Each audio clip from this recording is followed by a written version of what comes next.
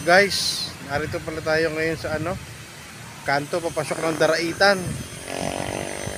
Stop over muna tayo. Galing tayo ng Jariels Peak. Pababa na tayo guys. Medyo maulan dun.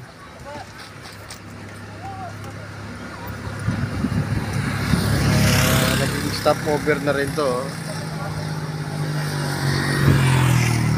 Stop over area.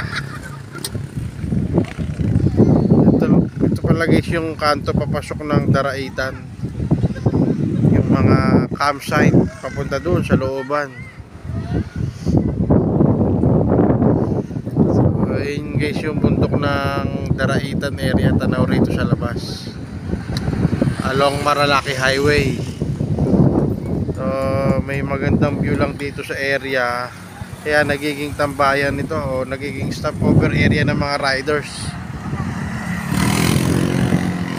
Ito pala guys yung papunta ng Infanta Real. Ito naman guys yung papunta ng Tanay, galing ng Marikina, Tanay.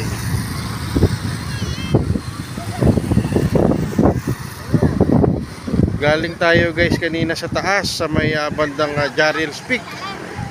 Maulan. Hindi na natin kinaya pang bumaba pa Real kasi lakas ng hangin.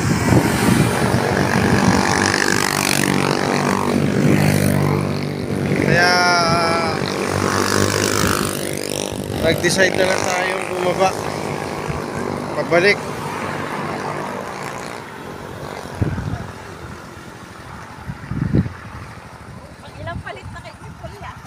So ito guys yung kanto papasok sa loob ng Daraitan, Barangay Daraitan.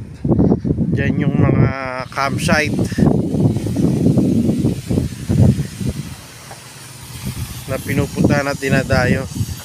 Malayo-layo pa yan, siguro more or less may mga 10 to 15 kilometer pa papasok sa loob.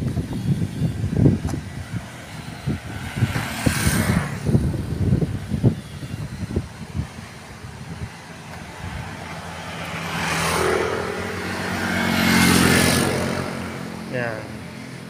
May signage siya rito guys, Barangay Daraitan. Ayun.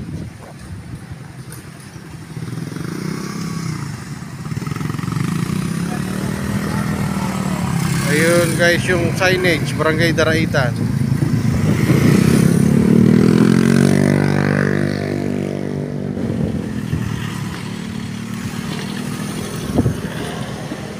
Ito naman guys pag diniretso nyo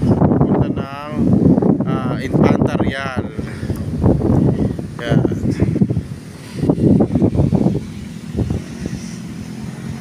Tumambay lang tayo ngayon dito sa area na to.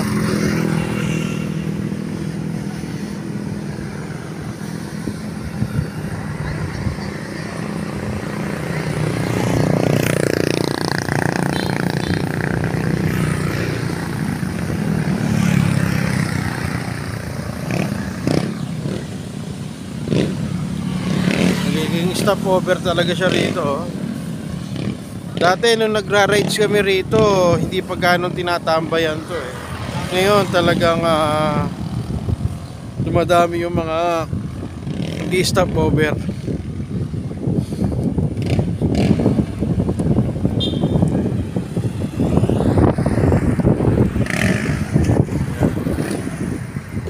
Tanaw mo rito yung bundok ng Daraitan, parte ng Sierra Madre.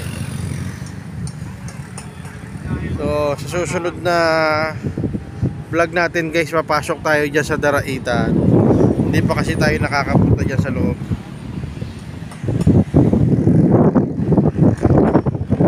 Ito yung mga ibang riders galing ng Infanta area. Ayan, mga pauwi na rin sila. Ayan. Pauwi na.